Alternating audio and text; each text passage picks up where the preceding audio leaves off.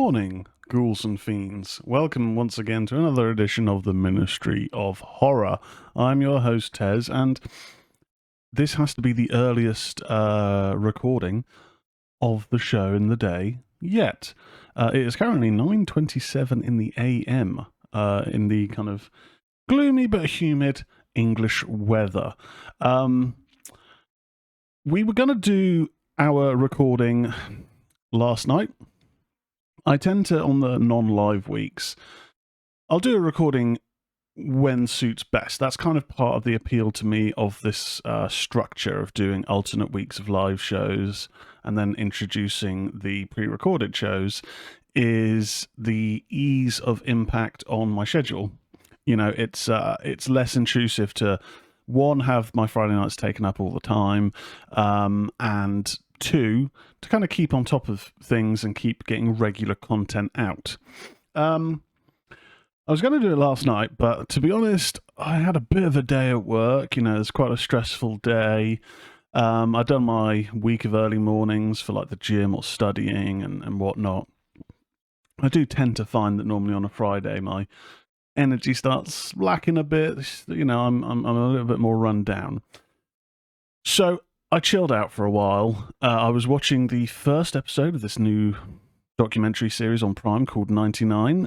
It's about the 1998-99 season for Manchester United football or soccer.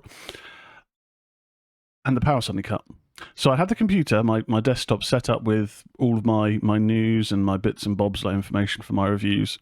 The power suddenly went bang on 8:30 p.m. Now, if people don't know, I recently appeared Thursday night on a live podcast for Mel, Crimson Mel, on his show Unexplained Possibilities. Go check them out on YouTube, check them out on podcast platforms. We had a great time chatting. One slight issue, around 8:30, probably 8:30 on the dot, everything in my house went off. Computer, lights, everything. And so I'm there on my phone, like messaging Mel saying, I'm so sorry, my power's been cut.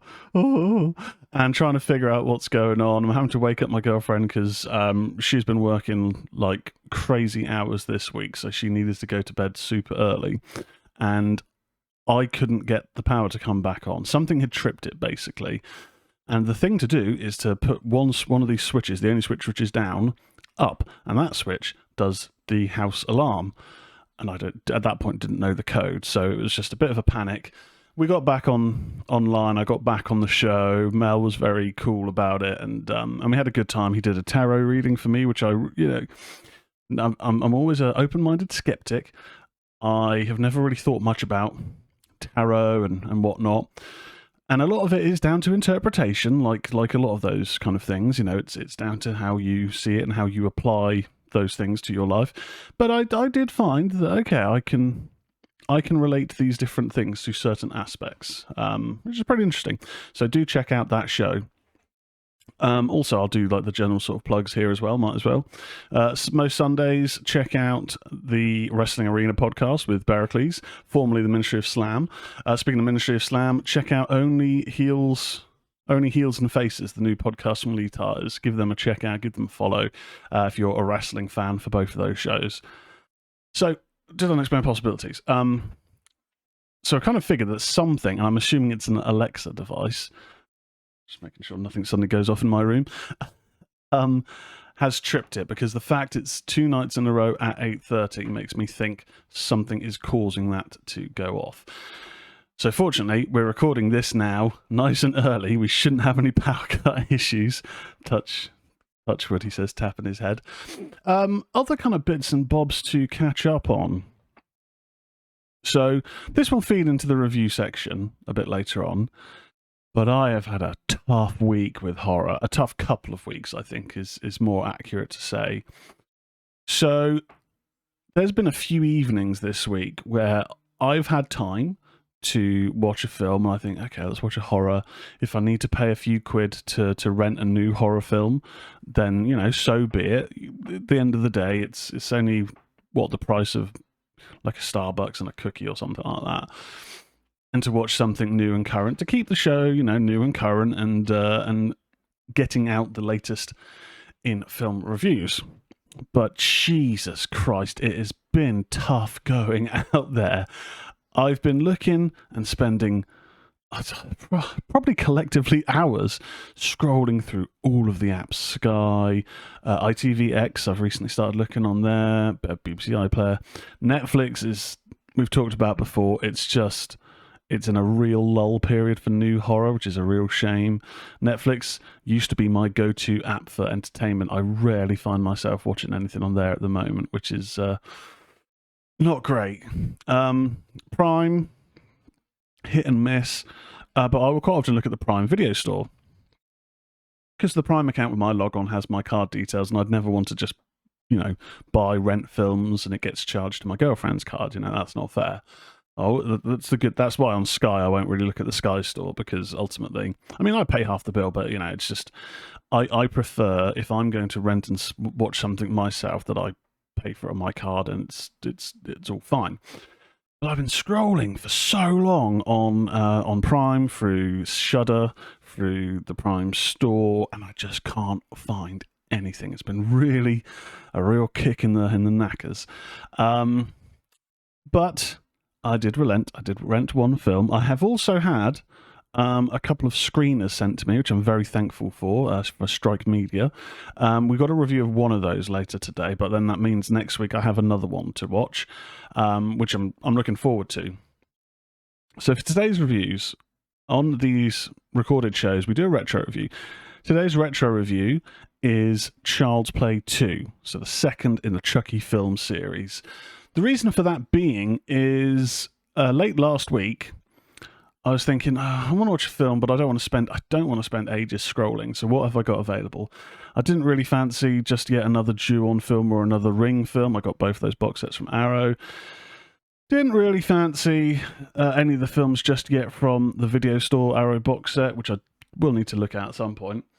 But I had picked up the Chucky Child's Play box series from Arrow, not the fancy one that's got the documentary, but just the basic release that's got your main films. And I watched the first film again for the first time in a while, and it's a lot of fun. I had forgotten how good the first film is, and that got me thinking, you know what, retro review, I'm going to do Child's Play 2. I've only seen it the once, and I had a great time when I watched it, so I've given that another watch. We're going to be reviewing that later on.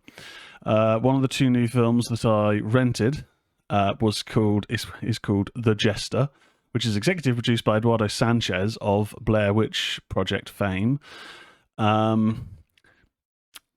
only so long that you can keep pulling on that as the name value. There's got to be other things, and there doesn't really seem to be other things to kind of hang your name on. So that may be giving you an indication of my thoughts on that film. And then finally, the new film coming out in a couple of weeks on home media is The Girl in the Trunk. Fortunate enough to get an advanced screener of that. I'm going to be reviewing that a bit later on. Kind of another thing that's become part of this opening preamble has been my talk about retro gaming and just gaming in general. So the Xbox that I ordered arrived, the one that I got from eBay, great steal, my first time ever owning an original Xbox console. It came with all of the wires. It also came with a USB stick that has Tony Hawk's Pro Skater 4 on it, which was very cool, unexpected. All of it looks really good condition. It came with a HDMI Xbox converter and a HDMI cable. I thought, oh, brilliant, that's really good. I didn't expect that. That doesn't seem to work. And I do wonder how a lot of these HDMI converters get sold, because I'd picked up one for the PS2 when I got the first of my two PS2s before it broke. That didn't work, so I had to use the composite cable. Similar situation here. I ended up using the composite cable, and initially it didn't seem like it was working, but until I opened the disk drive, and then I got the screen, and great. Plays really nicely, plays really smoothly. I quite like the controller. I had many years with an Xbox 360, which is an upgraded version of that controller, kind of similar, and plays really nicely. But yeah, HDMI converter thing just doesn't really seem to work, which is a bit of a shame, especially if I wanted to play it in my office, because the TV that I have hooked up, it doesn't have a composite slot. It's one of those Samsungs where they streamlined, and you had these two these two cable areas where you'd put an attachment. One would have your white, yellow, red composite cable, and another one would have the kind of, I don't know what the other version was, but I do vaguely remember using both sets of those when I had a 360. But I don't know where those cables are anymore. Long gone. And I remember looking on Amazon at one point, and I just couldn't find anything that would bring up Samsung composite cable splitters, you know. So, bit of a shame. Potentially won't be able to play it in the office, but I imagine, I'm pretty sure I do have a composite HDMI converter, and that one I think works. I'm sure I used that with the Nintendo Wii when I was testing that out. So we could well do that, and we could do some streams. But I did do a bit of game streaming last night, impromptu. So if you follow the Twitch channel, twitch.tv/tezzelliott, TEZZIUS. Last night, after the whole electricity going out and the alarm going off for ages, which terrified the dogs, managed to get that sorted, thankfully. And I thought, I can't go back upstairs and then record the show now, because Penny, the older dog, she'd sort of just gone out the house into the back garden, right down the side by the back gate. She was like, I'm not dealing with that alarm, no way. And Pippin, the youngest of the three dogs, was just going crazy. Like, I think he'd got super nervous. I think the alarm had really put him on edge, bless him. It was annoying because he just kept jumping up and hitting me, and he can be quite powerful, hitting you with those paws, and obviously he doesn't mean it, but it's not nice just getting hit repeatedly. So I had that stress, and then because I was getting annoyed with that, Bailey, you know, the middle dog, my dog from before I moved in, would then keep jumping up to sort of go, is everything okay, Dad? Is everything all right? And it was just like, oh my God, this is just stressful. So I thought, I've got to stay downstairs, chill with the dogs. And I thought, you know what? Let's do a game stream. So PlayStation quite often have sales on of various qualities. Sorry, a quick coffee swig, as this is early in the morning. And I had a look on there, and I managed to pick up 2 games for £8. I picked up the Chant for £4 or £5, yeah, £4, and that's like £4.50, something like that, and Resident Evil 0 for £3 and a bit of change. And I kind of just thought, I mean, that's a bargain. I'm looking for something low-key and horror to play. Resident Evil 0, I'm a little bit on the fence because I've never played it before. And when I picked up Code Veronica a couple of years ago, super cheap on the PlayStation Store, it was such a culture shock to me or nostalgia shock or whatever, of tank controls. I hadn't played an old school game at that stage for many, many years. And oh my God, I was struggling so bad with the tank controls on Resident Evil Code Veronica. We streamed it at the time. I think Gruff might have been in the chat, and he was just like, oh, yep, tank controls, forgot about them. It was painful. But I've never played Resident Evil 0, the kind of the prequel to the first game. So I'm interested to give it a go. I've not heard it's amazing, but I've not heard it's terrible. It's all right. So looking forward to playing that. But we played a bit of the Chant last night, and I think I might need to set up the camera in future. It was just on the PlayStation, just the headset. But trying to play a game with 3 very different energy dogs around you was anarchy. So Pippin, the youngest one, who was still a bit on edge from the alarm going off, was just constantly jumping up on me, jumping up every 2 minutes. And the thing is with him, whether it's consciously or not, he will always stamp a paw down in an area that a man doesn't want to be stamped on. Every time. So I had that paranoia and pain. Then, anytime I was trying to do anything on the game, Bailey is a very empathetic dog, and he will think, oh, I sense stress, I sense concentration, I better go and look after my owner. So you've then got him suddenly appearing on your side and trying to knock the controller out of your hand. And then Penny does her own thing. She's the older dog. But then sometimes she'll jump up onto the sofa, and then she just wants to lick you constantly. So I'm just there playing, and then just on my side, it's just her licking my arm, and it's like, oh my God, this is chaos. So maybe I need to set up the camera. Maybe that could be quite amusing for a future game stream. But we played a little bit of the Chant. Yeah, I mean, at the end of the day, it was a super cheap game. It looks all right.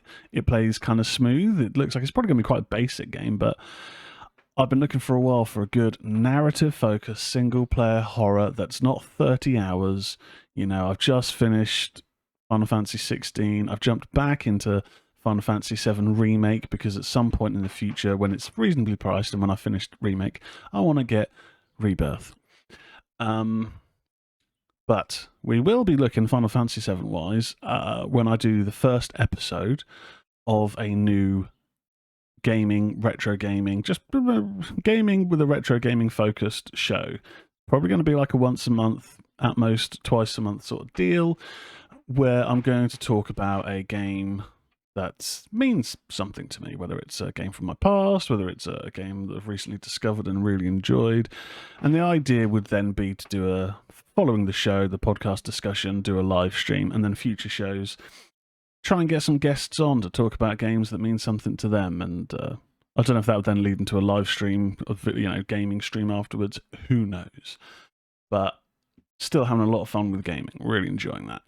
Anyway, without further ado, we need to get into the horror. I was going to say wrestling then. regressed in my show life. We now need to talk about the horror news.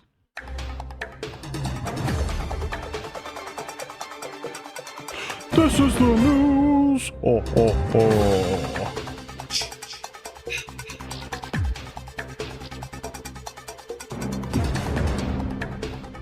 Good excuse to have a swig of coffee there. So we've got a fair bit of news to talk about today. This news, as always, comes from bloodydisgusting.com. This write-up is from John Squires. This is the 7 new horror movies releasing this week, including the Strangers reboot. So, first off, a box office powerhouse. Director Adam Wingard's Godzilla x Kong: The New Empire has raked in $558 million at the worldwide box office since its debut back in March, and you can now rent or own the film on digital at home beginning May 14th.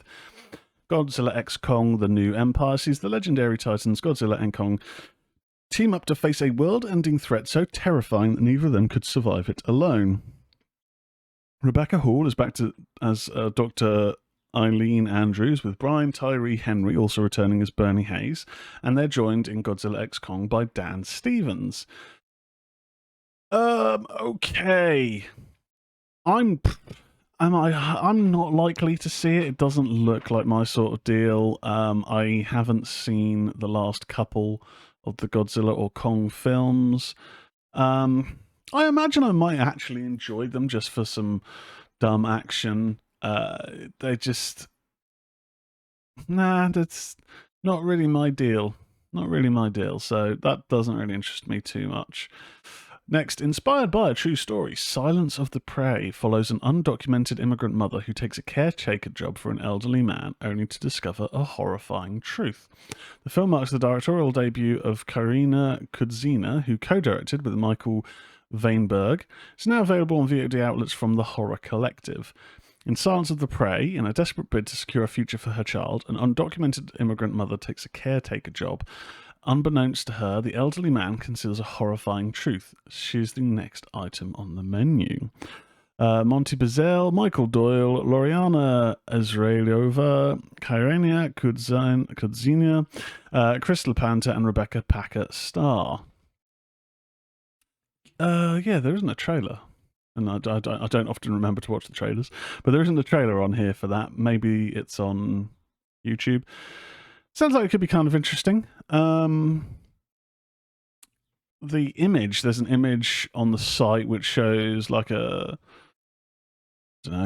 fenced area near maybe like a forest, a farming land, and at the end of it is 3 individuals with black cloaks on and like kind of goat elk type masks. It's hard to tell because they're in the distance.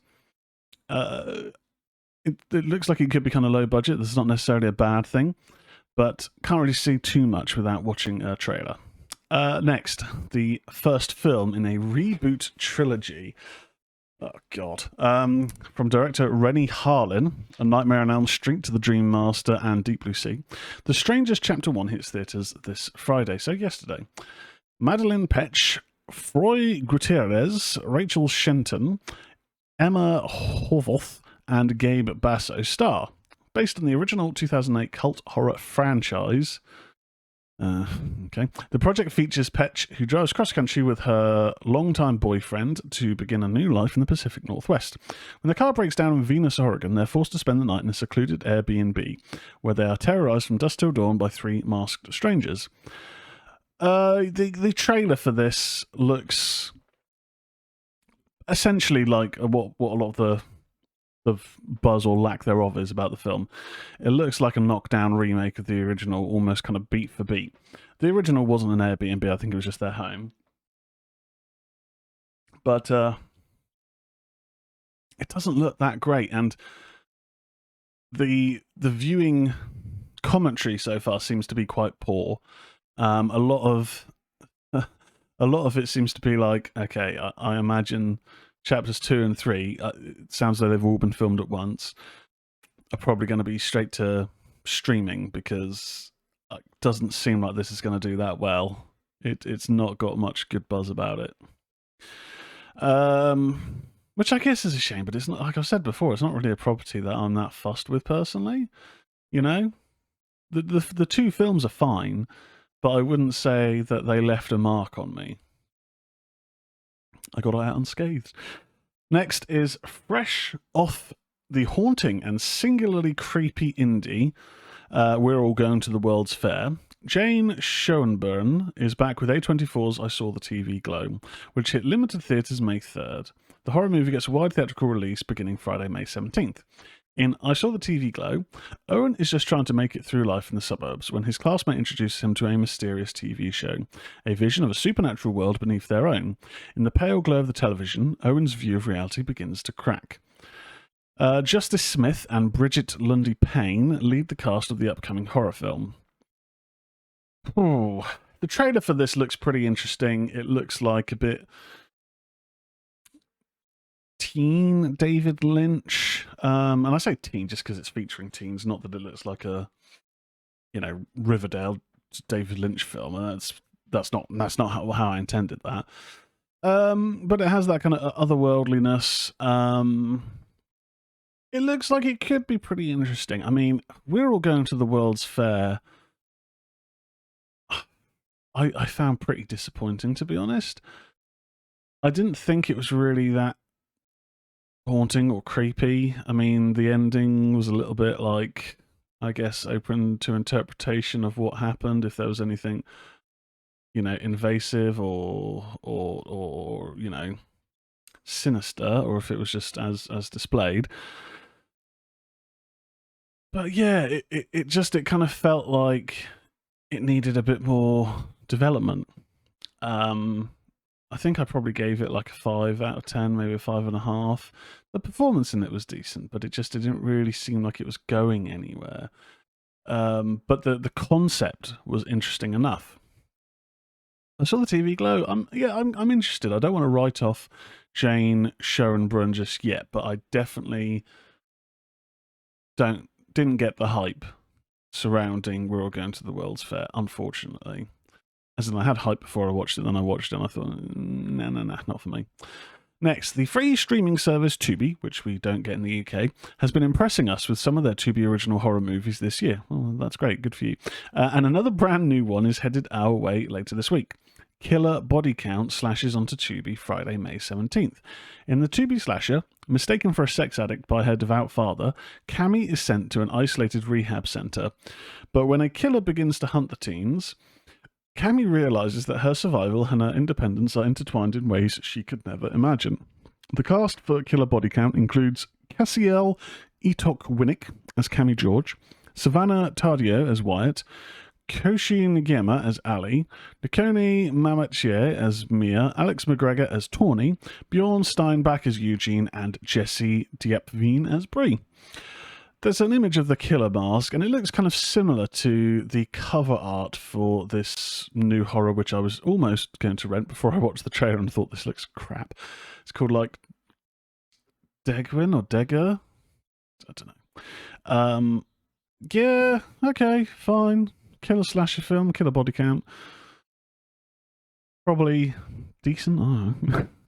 Next, the 1994 Danish thriller Night Watch gets a brand new sequel with Night Watch Demons Are Forever. An original Night Watch star, Nicolaj Coster-Waldau, leads the cast. Look for Night Watch Demons Are Forever to hit Shudder on Friday, May 17th. Original cast members Kim Bodnia and Ulf Pilgaard also reunite and reprise their roles from the 1994 film, which inspired the 1997 US remake starring Ewan McGregor, which is one of those films that I always remember seeing the trailers for at the start of VHS horror films, and I just never got around to watching it. But I always remember thinking, that looks kind of cool. In the upcoming sequel, 22-year-old medical student Emma has just taken a job as the night watch in the same forensic department where her parents were once almost killed by the famed psychopathic police inspector Warmer. The events lead to her mother's suicide, and her father, Martin, has turned to tranquilizers to suppress the memories. Determined to investigate what exactly happened to them, Emma tracks down and confronts Warmer, only to unintentionally reawaken his bloodthirst and ignite a violent revenge on everyone who sealed his destiny years ago.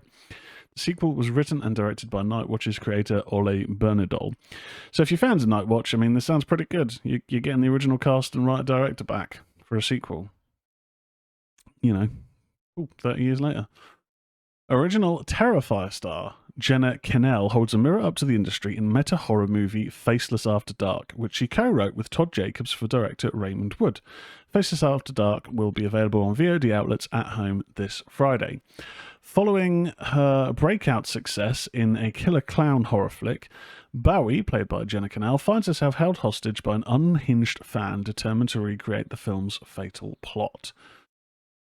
I can't remember her in Terrifier. I think she might have been the girl with the skull outfit who initially seems like the protagonist before she gets bisected halfway through. Yeah, so the first Terrifier isn't really much to write home about, I have to say. I don't know if I've just suddenly lost one of my tabs. Oh well. But that's it for the new horror releases at the moment. So let's now move on. So this got dropped initially in the Ministry of Horror Discord by Bericles, and the reception from me at least was tepid. Tepid, but interested, I guess. And that is the Jason universe. Horror Inc. begins a new era of the Friday the 13th franchise, and here's the plan. Right from John Squire's Bloody Disgusting.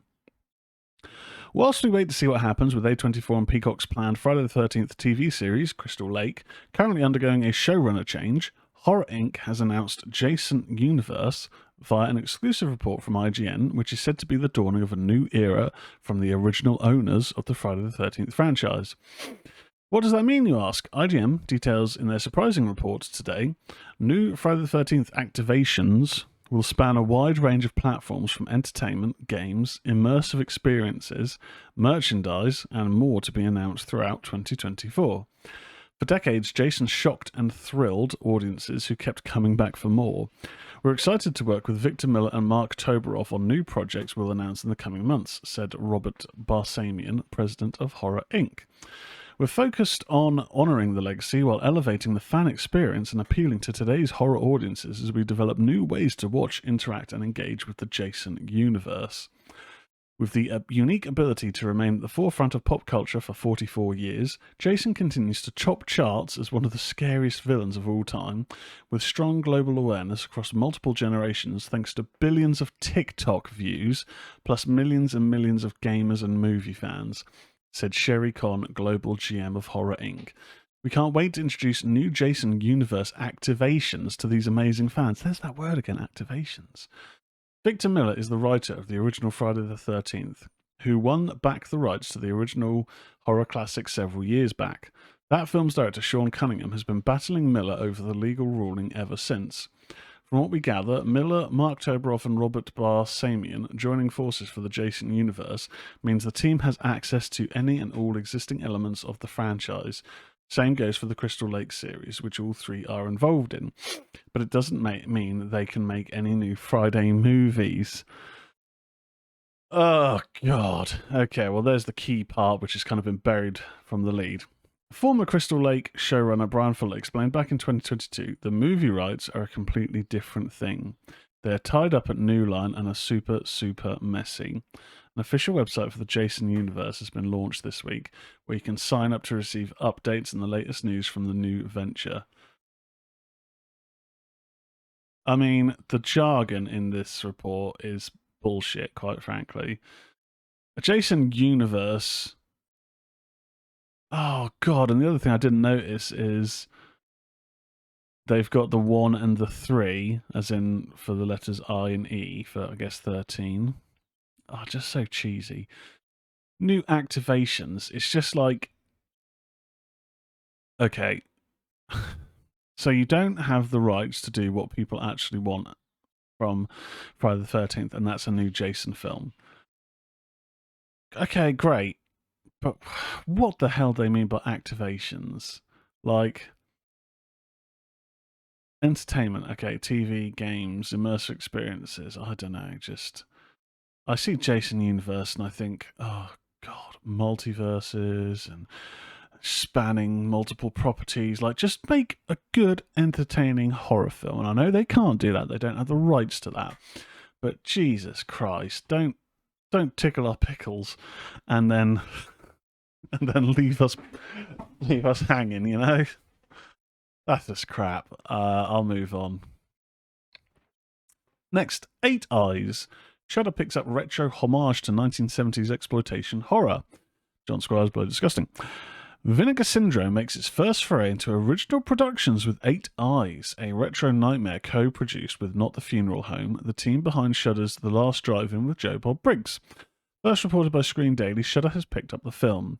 The previously released official trailer is available, which has 1970s vibes, certainly does. In 8 Eyes, a mysterious local crashes a couple's vacation through the former Yugoslavia, pulling them deeper into his web of psychic rituals. A mysterious local crashes a couple's... Wait. It's got the same line twice. Co-writer and director Austin Jennings, working with an original idea by Justin Martell, gets ambitious for his feature film debut.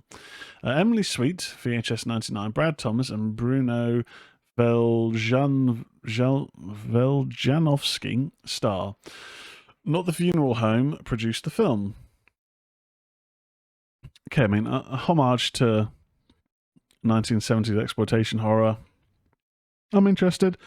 I'm intrigued. It has my attention. Will it be good? Don't know. I mean, Vinegar Syndrome do some pretty good releases. You know, they're up there with kind of like Shameless, for some of those missed or missing horrors of yesteryear. I think Vinegar Syndrome might have Jake White involved. Can't remember his name. We follow each other on Facebook, and he's involved in like the underground horror cinema business. Jake someone. Should remember that really. But okay, I'll give it a watch, especially if it's going to Shudder. I always try and watch the new stuff on Shudder. Puppet Combo next brings the Class Staircase to Steam consoles on May 24th. Right up from Mike Wilson. Puppet Combo are once again taking it old school in more ways than one. Originally released in 2019 on itch.io, the developer has announced their PS2 survival horror-inspired title, The Glass Staircase, will be headed to Steam, PlayStation, Xbox, and Switch on May 24th. Described as a short-form, old-school psychological horror game, The Glass Staircase takes place in 1922 inside a dilapidated estate converted into an orphanage. Four girls attempt to survive long enough to complete their chores and find a new home. As these things go, unknowable horrors have punctuated the history of the house, and they're about to learn about them the hard way. Rather than focusing on grotesque slasher horror, The Glass Staircase is a surreal and atmospheric game inspired by PS2 survival horror titles like Silent Hill 2 and the GameCube classic Eternal Darkness. Of course, you have to toss in those classic 80s Italian horror movies such as The Beyond, House by the Cemetery, and Suspiria. Players will be able to customize their experience in The Glass Staircase with a selection of control styles, including the classic tank controls, graphical modes, and CRT effects. You can go for the classic lo-fi experience or opt for something more modern. Yeah, okay. I'm going to keep an eye out for that, especially since I've been getting back into my retro gaming. It's a short form horror game inspired by PS2 slashers and 80s Italian horror. I mean, sign me up. That's got my name written all over it. So the Glass Staircase, I mean, that's coming to Switch as well. I might just get that on the Switch because I'm trying to play more of my Switch, get more use out of it. Interesting. Okay, next. The next Insidious movie is releasing in theatres summer 2025. John Squires writes up. In the wake of last year's box office hit, Insidious the Red Door, Sony has announced tonight that the next installment in the Insidious franchise has been dated for a 2025 release. Deadline notes in their report that in this particular project is not the previously announced spin-off movie, Thread, an Insidious Tale, which doesn't yet have a release date. Mandy Moore and Kumail Nanjiani will star in Thread, an Insidious Tale. Director James Wan's original Insidious movie came in 2011 and was followed by Chapter 2 2013, Chapter 3 2015, and The Last Key 2018. And last year's The Red Door, which became the highest grossing movie in the entire franchise thus far. Needless to say, this franchise still has a lot left in it. Stay tuned for more. Yeah, I mean, The Red Door was fine. I didn't think it was great. I didn't think it returned the franchise to glory. Like, The Last Key, I think, was a bit disappointing. On a rewatch, it's okay, but it's still kind of cheesy in places. I still think the first and the third are the best, and the second one is pretty good, but it is quite campy. But yeah, I mean, I didn't leave The Red Door thinking, well, yeah, we're back. We're back. It didn't have... It seems like a weird complaint. It didn't really have the jump scares that the first few had. And sometimes jump scares are really just like cheap and poor, but if they work, they work. And Insidious had some great jump scares. Insidious 3 had some great jump scares, and even 2 had some good jump scares. The Last Key had a couple in there as well, but Insidious the Red Door, yeah, I suppose it did have a couple. It was fine. It wasn't a bad film. It was very much a 7 out of 10, I think. Next up, got a few more things to get through. I Know What We Did Last Summer. The brand new movie is releasing summer 2025. That's another John Squires write-up. The 90s slasher franchise, I Know What You Did Last Summer, is headed back to the big screen with a brand new movie that's been dated for theatrical release in summer 2025. The franchise will return to theatres on July 18th. Jennifer Caton Robinson is on board to direct the new installment in the franchise for Sony, with Aaliyah McKendrick writing the screenplay. We don't yet know if the original cast will be back in the new movie, but we've previously heard that both Jennifer Love Hewitt and Freddie Prinze Jr. were potentially returning. I believe they call that a legacy sequel, kids. Stay tuned for more. Jim Gillespie directed the original I Know What We Did Last Summer back in 1997, written by Kevin Williamson of Scream fame and based on Louis Duncan's novel. The film spawned sequels in 1998 and 2006. Jennifer Love Hewitt and Freddie Prinze Jr. only came back for that first sequel. In the 1997 slasher movie, 4 young friends bound by a tragic accident are reunited when they find themselves being stalked by a hook-wielding maniac in their small seaside town. More recently, the franchise returned with Amazon's short-lived television series. So I've never seen the TV series, heard mixed things. I only recently realised that I still have the I Know What We Did Last Summer box set. I picked up the trilogy a little while ago, watched the first 2 films, and they are fun. I always really enjoyed the first film back in the day. It had Sarah Michelle Gellar in it, who was Buffy, who was a crush at the time. It introduced me to Jennifer Love Hewitt, who again became a crush in the time. I mean, we're talking 97, 98. You know. And yeah, never saw the third film, and I have heard it's terrible. I do want to watch it at some point. Maybe that'll be another retro review. I mean, it's almost 20 years old now. Hey, who knows? Haven't heard good things about that one, but I'm interested in this. Legacy sequels, hit and miss. It's nice to have that nostalgia hit. It just depends on how it serves the story and just how the film is in general. But I'm interested. I do like the original, and I never saw I Still Know What We Did Last Summer when it first got released because it had bad reviews, and at that time my parents would get whatever newspaper it was, and I'd always look at the film reviews and look at the sports at the back. And in the film reviews, that one always scored poorly, and if a film had a poor review, then I think, well, I'm not going to bother watching it. I do think, obviously, as you grow up, you need to make your own mind up. But it's pretty fun. It's pretty cheesy in places, but it's got some good kills. It's a pretty fun film, and the setting is really cool as well. So, next up, Blumhouse gives new release dates to Five Nights at Freddy's 2, Megan 2.0, and The Black Phone 2. Blumhouse has announced a trio of upcoming horror movies release dates today, the first of which is the official date for the sequel to hit video game movie Five Nights at Freddy's. Five Nights at Freddy's 2 will release in theatres December 5th, 2025. Released in theatres and available for streaming on Peacock on the same day, the Emma Tammy directed Five Nights at Freddy's was Blumhouse's highest grossing movie of all time. In other words, it's no surprise that the sequel was quickly greenlit. In last year's horror movie, after accepting the security guard job from Steve, Matthew Lillard, Mike, Josh Hudson, discovers an abandoned restaurant may actually be haunted by murderous animatronics. So, before we move on, I was very surprised by how much I enjoyed Five Nights at Freddy's. So much so that I bought the first game. I'm not very good at the first game. I've only played it a couple of times on my Switch. It does make your heart race, even though it's very basic in terms of, graphics and gameplay setup, but it does get you on edge. I definitely think I need to play it with headphones next time. The film is really fun. It's got a great soundtrack. The actors are great in it. The story I thought was really good. I don't know how close the story is to the game, lore. But yeah, I rented it on a whim because Amazon sometimes have new films on rental discounts, and that's normally when I'll go for them because otherwise it can be a bit expensive, or it can certainly get expensive if you do a couple. Really enjoyed it. Really thoroughly enjoyed Five Nights at Freddy's. Next up, two other upcoming Blumhouse sequels have also been announced. New dates for Megan 2.0 is now coming to theatres on June 27th, 2025, previously announced for May 16th, 2025. Alison Williams and Violet McGraw are back for the sequel, with Akilah Cooper once again writing the script and James Wan on board to produce.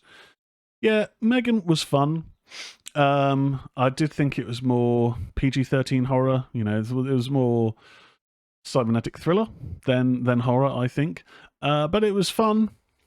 Yeah, it had some decent humour in it. It wasn't like uber violent. It wasn't really uber creepy, but it was a decent flick. I did enjoy Megan for what it was. And then finally there's The Black Phone 2, which has been set for a theatrical release on June 27th, 2025.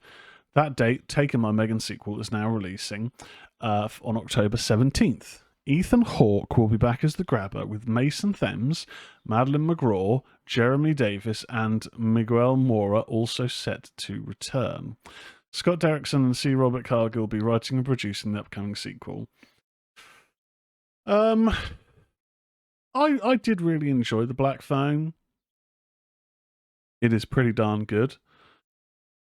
I don't understand how the sequel will necessarily work. I'm guessing more ghosts is all I'll say. If you haven't seen the first film, I mean, obviously in the trailers, the ghosts play a part, or the spirits, whatever you want to say. But the finale of the film was quite finite. So it's one of those things where when the sequel gets announced, I'm like, but it had an ending. It didn't feel like that ending was left open. I'm happy to be surprised otherwise, but yeah, okay. And finally, Longlegs. New poster for Nicolas Cage horror movie promises a new trailer next week. John Squire's write-up. You could have made nice, but you didn't, and that has led to all of this. That's the cryptic tweet Neon sent out this afternoon in regards to the hotly anticipated upcoming horror movie Longlegs, and they've also promised that a new trailer arrives next week. While you wait, check out another brand new official poster below. Longlegs heads to theatres July 12th, 2024. The upcoming serial killer horror movie marks the return of director Osgood Perkins, who did The Blackcoat's Daughter and Gretel and Hansel. Nicolas Cage stars alongside Michael Monroe, with Monroe playing an FBI agent and Cage playing a serial killer. Longlegs is set to be in the vein of classic Hollywood psychological thrillers. Yes. In the film, FBI agent Lee Harker, played by Monroe, is a gifted new recruit assigned to the unsolved case of an elusive serial killer, played by Cage. As the case takes complex turns, unearthing evidence of the occult, Harker discovers a personal connection to the merciless killer and must race against time to stop him before he claims the lives of another innocent family. Alicia Witt of The Walking Dead and Blair Underwood of American Crime Story also star. The film is rated R for bloody violence, disturbing images, and some language. Producers Nicolas Cage, along with his production company Saturn Films, Dan Kagan, Brian Kavanagh-Jones, Dave Kaplan, and Chris Ferguson. I am very hyped for Longlegs. Micah Monroe is a great actress. We've talked many times about It Follows. I think she's excellent in that, excellent in Watcher. Nicolas Cage, we've done a whole episode on Nicolas Cage, right? Okay. And it's a return to psychological horror. Yes, finally.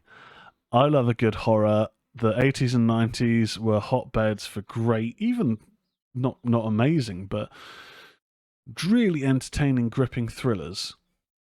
So to get a new thriller coming out in that psychological thriller vein, yes, please. Yes, please. I'm hyped. And that is it for this week's horror news.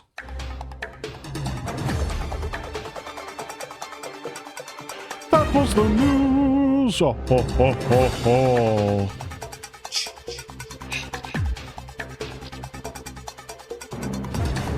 There we go, bosh. That was it for the horror news, Ghouls and Fiends. We are on to our reviews, and we're first off starting with our retro review, which is Child's Play 2. Sorry, Jack, Chucky's back. Child's Play 2 is a 1990 American supernatural slasher film and the direct sequel to Child's Play, written by Don Mancini and directed by John LaFia, one of the co-writers of the first film. It's the second installment in the Child's Play franchise and set 2 years after the first film. The plot follows Charles Lee Ray, better known as Chucky, continuing his pursuit of Andy Barclay, who is placed in foster care and transferring his soul into him after being resurrected. Alex Vincent and Brad Dourif reprise their roles, while Christine Elise, Jenny Agutter, Garrett Graham, and Grace Zabriskie joined the cast. Child's Play 2 was released on November 9th, 1990, exactly 2 years after the first film was released, and grossed over $35 million on a budget of $13 million. It's followed by a sequel, Child's Play 3, 9 months later, which I think was a bit of a misstep. So, as per usual, I'll start reading a bit of the plot. Not too much. We'll get into my thoughts on the film, the highs, the lows, if any, and my score. So, 1990, 2 years after the death of Chucky, the Play Pals Corporation, who produced the Good Guy doll line, is attempting to recover from the negative publicity surrounding the event. To reassure its stockholders that there was nothing actually wrong with the doll, they acquire Chucky's remains and reassemble him. During the process, a power surge fatally electrocutes one of the assembly line workers and reanimates Chucky. Mr. Sullivan, the CEO of the company, orders his assistant, Matson, to dispose of the doll to hide the evidence of the incident. Meanwhile, Andy Barclay, now 8 years old, has been in foster care ever since his mother was institutionalized for backing up Andy's story about the killer doll. Andy goes to live with his foster parents, Phil and Joanne Simpson, who are also fostering Kyle, a cynical, street-smart teenage girl. Chuck discovers Andy's whereabouts by using Matson's car phone to call Grace Poole, the manager of Andy's foster care center, before suffocating Matson with a plastic bag. So, we are now jumping ahead 2 years, and one of the things that I've always thought maybe it's a bit of a missed opportunity was bringing back, well, it's not, I suppose, not bringing back Andy Barclay's mum. So she was basically our heroine. She was one of our stars of the first film, and the character, as far as I'm aware, has never returned. Now, the only kind of thing with the plot in this film is there's obviously a lot of negativity that has gone on, negative publicity that has gone on regarding the events of the Good Guy doll massacre, the Chucky event. But if that has got out and got around, why has Andy's mother been institutionalized? Like, surely if there's been a lot of publicity around that, there's then been some thought that a doll has gone haywire, supposedly, and killed people. So why would that lead to his mother being institutionalized? Now, from a narrative perspective, I get it makes sense. It puts him into a different scenario. We're not replaying the events of the first film, which I appreciate in a sequel. Quite often, horror sequels or sequels in general, are a remake with a bit more money of the first film. Now, it does have that element of Chucky is trying to possess the body of Andy, which is what he was trying to do in the first film. But in this scenario, we've now moved him into a new world where people don't believe him. because obviously if it was him and his mother again, then, well, yeah, she understands, and you don't have that isolation of, why does no one believe me, what's going on, you know, because his mum would. We've moved him out of that process, but then we do introduce Kyle, who very quickly kind of gets on board with Andy because she sees what is going on and understands what is going on.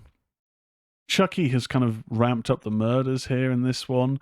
I mean, Brad Dourif is always excellent as Chucky, Charles Lee Ray, and he gets some great moments in this film. There's the murder of the school teacher, which is pretty damn violent. And one of the things that Chucky does is, one of the most terrifying things Chucky does is when he screams when he's attacking someone. Brad Dourif just has this guttural, demonic way of like yelling, and it's brilliant in this and in all the Child's Play films that Brad Dourif is in. We get Alex Vincent back. You know, he's pretty good for a kid actor. He did great in the first film. He does pretty good in this film. And I think one of the standouts, other than obviously Brad Dourif's performance as Chucky, and the introduction of Kyle, who plays Kyle? Christine Elise as Kyle. She does pretty darn well, actually. I think she was a really good introduction to the series. And I always get her mixed up with another actress. I always assume that she was the actress that was in the Faculty. But no, she wasn't at all. I don't know who it was that's in the Faculty, but I always assumed that they were the same person, but they're not. But she was... Oh, okay, she was in Body Snatchers, which was my very first... although she's not a star in that. Okay. Body Snatchers was my very first Invasion of the Body Snatchers film, and it is excellent. It's terrifying in places, and it's always flown under the radar. I know I'm going off on a tangent here, which, hey, I mean, that's what happens on this show. I am going to have a quick look to see if it's available on Blu-ray. Oh my god, it is, but it's like £28. No, thank you. £34 for the MediaBook version. No, thank you. I will separately have a look for that. I won't take up showtime, but that's a great film. Anyway, we're going off piste here. One of the real standouts, other than the performances, is the set pieces. Specifically the finale of the film at the Good Guy Doll factory. Like, that is excellent. And that's one of the things with the Child's Play films, in the sequels especially, like 2 and 3. 3 doesn't get that much love, and I think it's a bit of a plod at times, but I do enjoy 3, and I know there's negative publicity around it, which I think was a bit unfounded at the end. But 3 has a great finale set piece, and 2 has a really, really, really great finale set piece at the Good Guy Doll factory. There's this moment with a conveyor belt where all the dolls are going through the conveyor belt, and it spikes down to put the eyes into the dolls. Quite a scary moment, bit of peril. The kids get through it, but then one of the factory workers lands on this conveyor belt and gets Good Guy Doll eyes stabbed into his head. It's really quite cool, really quite creepy. Chucky's pursuit of Andy through the factory was excellent, and it leads to this almost like Akira molded mass thing when Chucky goes through this kind of smelting sort of machine. Well, not smelting, but whatever, this construction machine, and he just looks all deformed. It's brilliant. It's brilliant. I mean, as the sequels go on, the way that Chucky comes back is always a bit more... It becomes a little bit more laborious. It becomes a little bit more, you know, suspend disbelief. But I mean, it's a film about a live killer doll. But this is one of the better ones with the kind of electrocution, the almost Frankensteinian way of bringing him back. I thoroughly enjoyed it, and I'm going to give Child's Play 2... an 8.5 out of 10. Now, that's going to bring me on to something, actually, that I should mention from the Discord, so the Ministry of Horror Discord. I asked if there's any questions from the chat to read out, and this This came from the Gruff, and this is actually, I'd already watched Child's Play 2 with the view of reviewing it, so it was just purely coincidental. But Gruff said, not really a question, but here goes. I know Chucky was mentioned on last week's show, but I recently rewatched the first 2 seasons. I only got to episode 3 before, and for some reason gave up on it. Having rewatched it, I find it a lot of fun. I really enjoyed the first season. The second season was okay. Fun and silliness. Have I started, started rewatching yet? I finally jumped back into the cut-off point where I'd been before, I think, on season 2, which I think was episode 5 of 8, so I've not got many left, but I have jumped back into it. I just think season 2 wasn't as good as the first. The first season's pretty fun. Just waiting for season 3 to come on streaming over here, and now I have an urge to rewatch all the Child's Play films. And that's where I thought, it's funny enough, that's the retro review this week. And on the subject of Child's Play, I feel the remake often gets forgotten because I really like the film. Hamill is amazing and really makes me think, he's not evil, he's just looking after Andy and doesn't understand right and wrong. He means well, as opposed to the evil, sadistic Charles Lee Ray version from the other films. And also, like me, I'm trying not to get too hyped for Alien Romulus, but it's becoming hard. I really want to enjoy a new Alien movie. I've not really watched much horror lately. We did watch The Mist recently, which Carol Ann had never seen. I still feel it holds up well, bar a few dodgy CGI shots. I love the Lovecraftian designs of the monsters. Damn depressing ending, though. Yeah, The Mist is excellent. The only moments where the CGI just has that really kind of false look, I think, is the tentacle that pulls through Gordy, or whatever his name is, near the start of the film. I mean, his death is pretty horrifying when it kind of latches onto his chest and it just pulls the flesh away. But the CGI of that looks a little ropey, which is why I think the black and white version, which is on the Blu-ray, is definitely worth a watch, because that's how it was intended, but the cinemas were like, no. Well, the studio were like, no, we're not releasing a black and white film.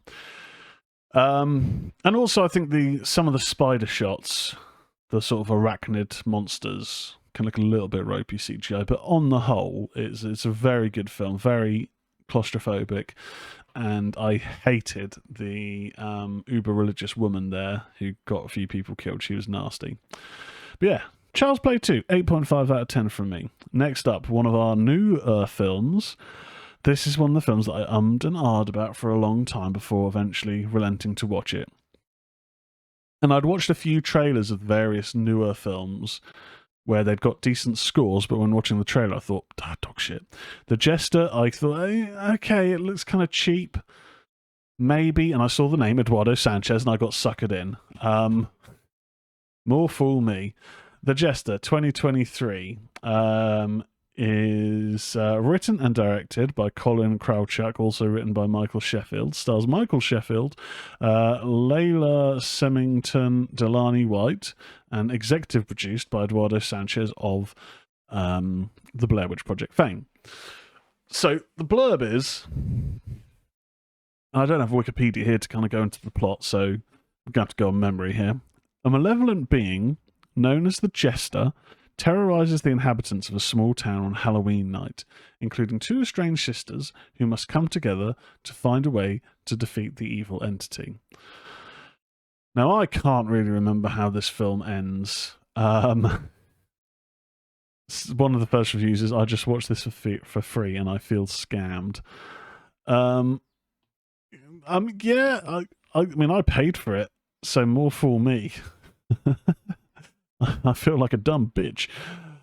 Okay, so the malevolent being known as the Jester. I mean, this is the thing. No one refers to it, really, other than someone with a clown mask. It's this person being, it's a supernatural thing that has this Jester-type mask on, wears a top hat and an orange suit, appears around, he kills a dad at the start of the film, but makes it look like suicide by supernaturally appearing a noose. And while he's sorting his tie out, the Jester, it causes this guy to die. You've then got these 2 estranged sisters who they meet at a funeral because this guy had 2 families, and this Jester thing starts following them and attacking the people near them using malevolent means. it's, I guess the Jester, is he meant to be like an allegory, or whatever the correct word is, for depression, mental health? I don't know. It never really goes into what it is or if there's any history behind it. I can't remember, like I say, the ending, so I don't know how they defeat it. It's almost, I don't know, there's a couple of deaths that I would say were kind of interesting. There's a moment where these cops think the woman is crazy, one of the two sisters, the older sister, and they meet her in a convenience store, and she's saying about this Jester. The Jester uses magic, it's kind of like a mime, uses magic to put these cuffs from the Jester onto the two police officers. They're cuffed together. He then takes off his top hat, shoves it all completely over the head of one of the police officers, and when he pulls the hat off, the guy's head's missing, and the guy's just headless, running around with his arms flailing. Okay, that was pretty decent, a little bit inventive. Didn't mind that too much. He also then does a cup trick at like a Halloween kind of fun fair type thing with this one guy, and under one of the cups is the guy's teeth, and he's all of a sudden got blood falling out of his mouth because all of his teeth have disappeared. Then under another cup is the guy's eyes, and his eyes have gone, and the effects now are a little bit ropey. Yeah, okay, I mean, those would work if you then built up some lore. And I don't feel that you always need to give away all of the information, because if you ever want to have sequels, you have to have a world to develop on further down the line, but it gives you nothing. And for that, you've then just got, well, what are they meant to do? How long has this thing been appearing? Why is it targeted this family? Why is it killing everyone around that family and not them? You know, what is the point of the film? What is it trying to tell me? I may well have missed that because I wasn't enjoying it.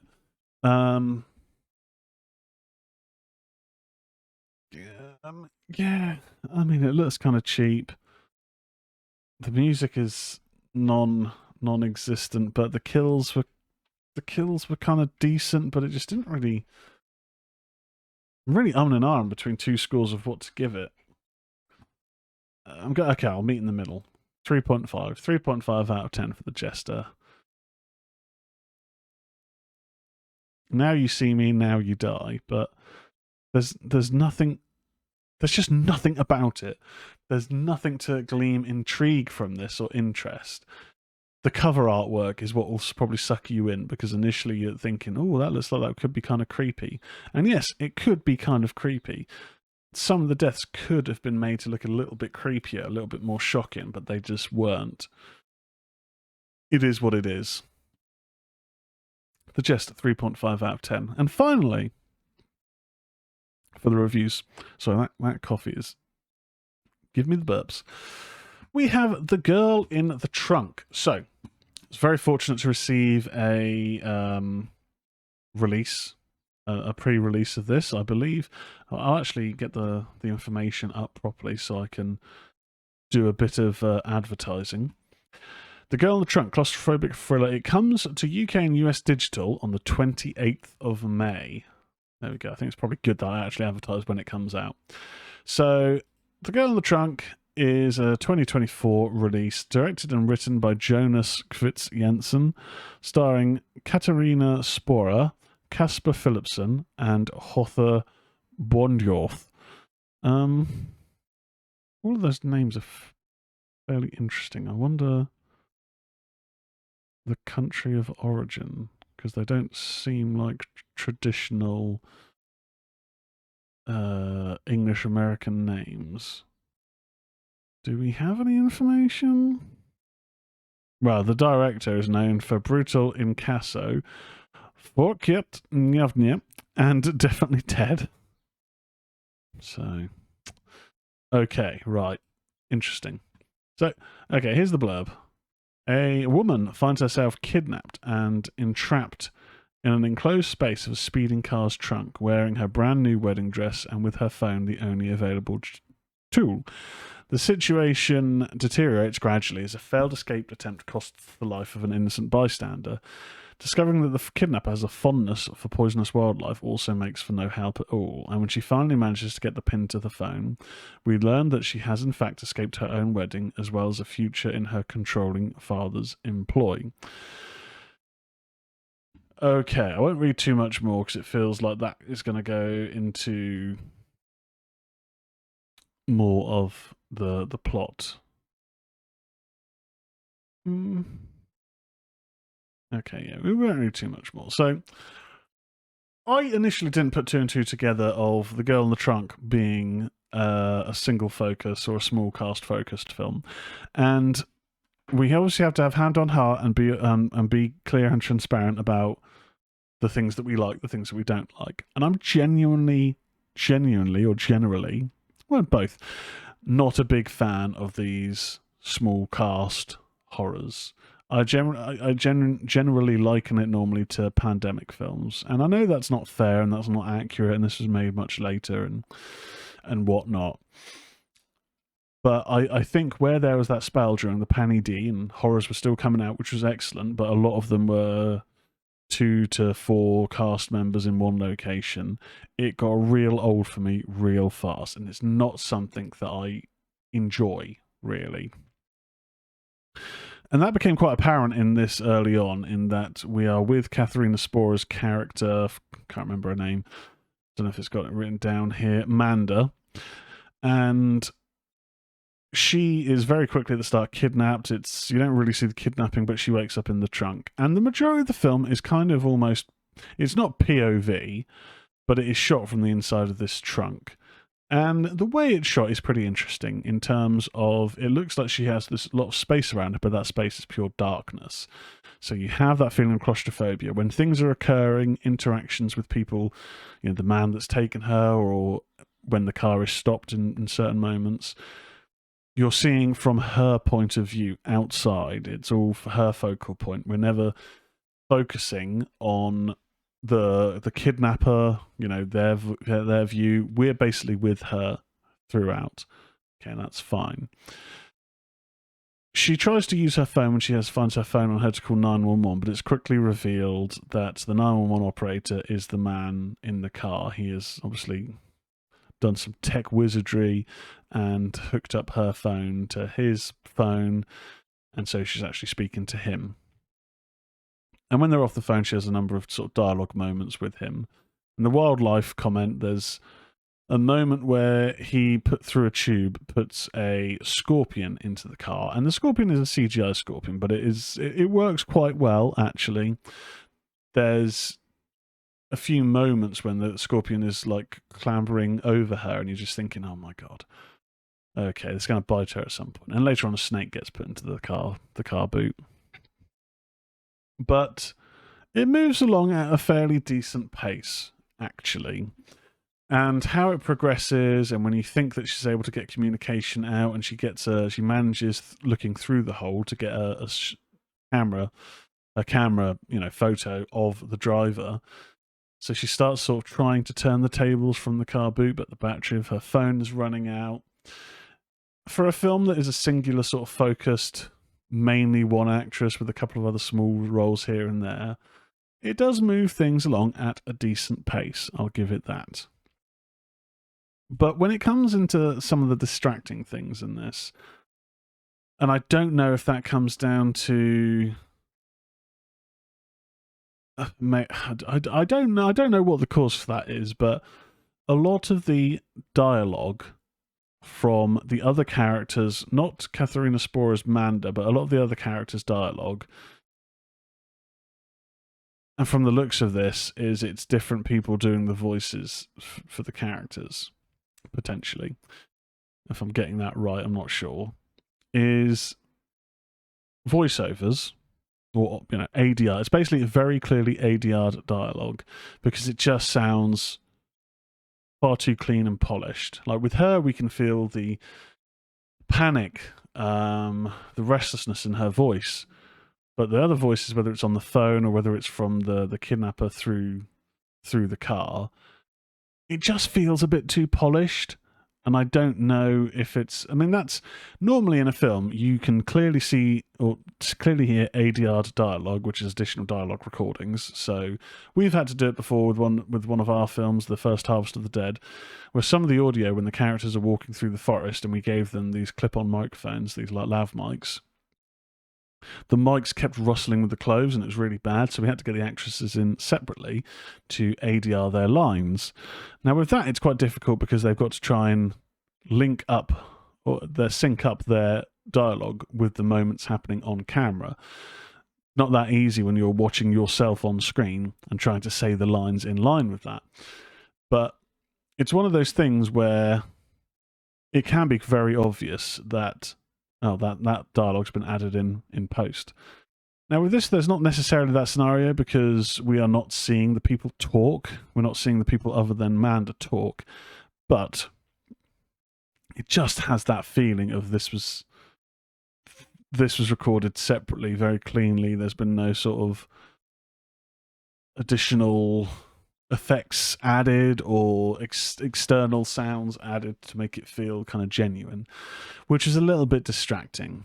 But as we follow Manda's plight and, you know, talking to her dad, finding out who her dad is, it does move the plot along kind of nicely. The film doesn't really lull much for a hour and a half focus on one person pretty much throughout. The finale was okay. It was okay. It became a little bit unrealistic with one moment where a handgun goes off. I'll just say that. But yeah, it was all right. It was all right. Like I say, through the faults and also my predisposition for not really liking that kind of setup in films, Manda's performance is very good. She keeps this thing going along, and the motivations that we find out or necessarily don't find out for the kidnapper move along at a decent pace, and keep the story interesting throughout. I never found my attention waning, which is normally an issue that I encounter. Similarly with Cold Meat last week, that was more of a struggle, I feel. This, I didn't really get that struggle. So I'm going to give The Girl in the Trunk 6 out of 10. That comes out, I think I saw the 28th on digital. Give it a check out if any of that sounds interesting. Yeah, 6 out of 10 from me. And that is it for another edition of the Ministry of Horror. I hope you enjoy your week of horrordom, and I will see you on twitch.tv/Tezis next week live. Whether you're watching this on YouTube, Ministry of Horror, give us a subscribe, give us the videos a like, all that good stuff. If you're listening on podcast platforms, give us a follow, like, subscribe, whatever it is you do on that platform. Really helps the show. Share it around. And that is it for me this week, ghouls and fiends. Goodbye.